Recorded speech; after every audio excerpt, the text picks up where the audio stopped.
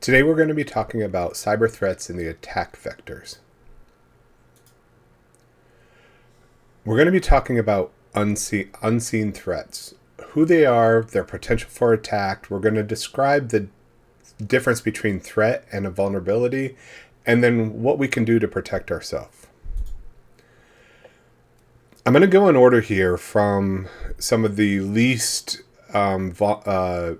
expert types of attacks and hackers, and we're going to get down to the most serious. The first one I'm going to talk about is script kiddies. This is the type of group that's kind of least threatening. These actors are usually just learning how to become hackers and are, just motivated to make a name for themselves. They're usually trying to take advantage of well-known vulnerabilities, or they're trying to just take stuff that's pre-written. They don't have enough experience to create stuff on their own, and then they use that stuff for an attack. Some of these might be like a denial of service attack, where they kind of shut down your firewall, they shut down everything so you can't respond to any network traffic can get through or anything like that. Second one may be social engineering. They may try to look up employees and things like that and use that information to execute a very generic type phishing campaign to throw malware or something like that, get somebody to click on a link that installs malware. The second group is hacktivists. These people are basically either politically motivated or ideologically motivated. They're not always well skilled or funded. They usually try to get their social message across to damage the company's reputation, or to just get their own message broadcast over the airways. So techniques that they might try would be hijacking the website and displaying their message, or damning information type thing, or they may try to leak company data that may make the company look bad in the public eye. The next group we're going to talk about is cyber terrorism. This group is also kind of driven by ideology, or they don't always have the best skills, but they may work with other groups or use their money to get their message across, and they are known for causing fear and panic. The types of attacks that they are going to try would be maybe trying to shut down the power grid to the hospital to, disrupt and cause fear and panic, or maybe hacking the phone system, finding a vulnerability in the phone system to hack it and just, generally causing confusion and chaos. Cyber criminals, they're going to be, whoever pays them to do what they need to do, but they're money motivated. So they're going to be trying to, launch ransomware attacks or extorting the business, for money, or, to get their company back up, or their systems back up. Another common attack would be, the hacking of the files and trying to sell that information on the dark web. All of this is kind of just money motivated, in general, for cyber criminals. As you can see, we keep getting, more and more serious here. So the next group would be industrial espionage. They're the ones that are dangerous because they can be really, really well funded, either in really large corporations or other nations. They're trying to get a competitive advantage, or, get our secrets for technology or research. They're usually trying to, say, fool the staff through spear phishing, a targeted approach where they have extra information that allows them to know more information about their target, or maybe even going to bribing employees. So they are nothing's beyond them to try to accomplish their goals.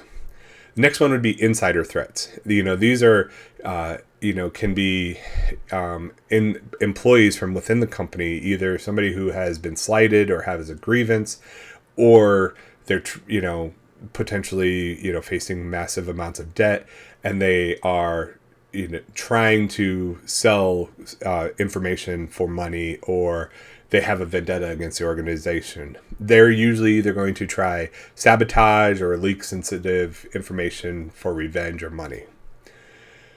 The most serious one here is advanced persistent threats. These are usually state actors like other nations and things like that. So they're going to be really, really well funded, and their whole goal is to advance their country or their nation state or their, so they're not necessarily trying to just take over the systems. They're trying to just collect information. So they may be sitting in our systems for months or even years before somebody recognizes that they're in there, and they're just collecting data and trying to steal secrets or trying to advance their own healthcare system type things. So they're usually going to try to use vulnerabilities or exploits to gain access to the system to gain and collect data. So this would be things that are silent. Use a vulnerability, get into the system. They sit there for a year. They may try to target through whaling phishing, which would be targeting high value employees that have access to a lot of systems where they can use that information to get access to the most systems possible, and then deploy a virus or other diversion to allow them to sneak away with their spoils without even us knowing that. To understand all this, we need to discuss the difference between a threat and a vulnerability. A threat is something that could be potentially harmful, such as a phishing or a spear phishing attack, a worm, or a virus, ransomware, a denial of service attack. A vulnerability is a flaw or an opening that allows these threats to attack you. It could be an employee opening up a phishing mail, or an out-of-date system that allows code execution, or even a misconfigured firewall, or an out-of-date firewall that makes a denial of service attack possible. So the last part of this is, what can we do to protect ourselves? So what we need to do is make sure that we are using strong passwords and we're using multi-factor authentication. Every staff member needs to go through training and understand cybersecurity, what to look for with phishing emails and things like that. Then we need to make sure that all of our systems and our hardware are up to date. So we need to make sure that we're not using out-of-date operating systems, that we're not using some of the stuff that just goes unpatched or is end of life. All of this is to limit our data attack surface. So using all these best practices, it limits that attack surface, so it decreases the amount of vulnerabilities that allows us to stay safe.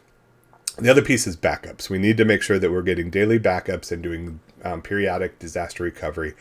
And then we need to do some scanning. You can't know that there's vulnerabilities without doing some vulnerability scanning to test and see what it's finding.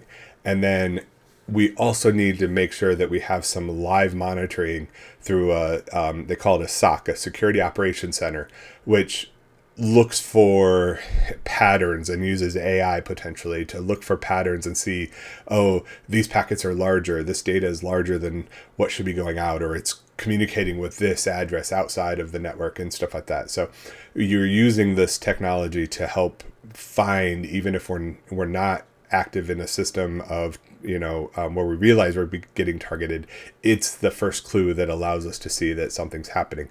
And then we need to make sure that we're doing a yearly cybersecurity audit that is testing all of our systems and making sure, that we're using industry best practices. So that is kind of a summary of everything that's going on. And we all need to play a part in keeping our data and our clients and our patients safe. Some final tips and takeaways.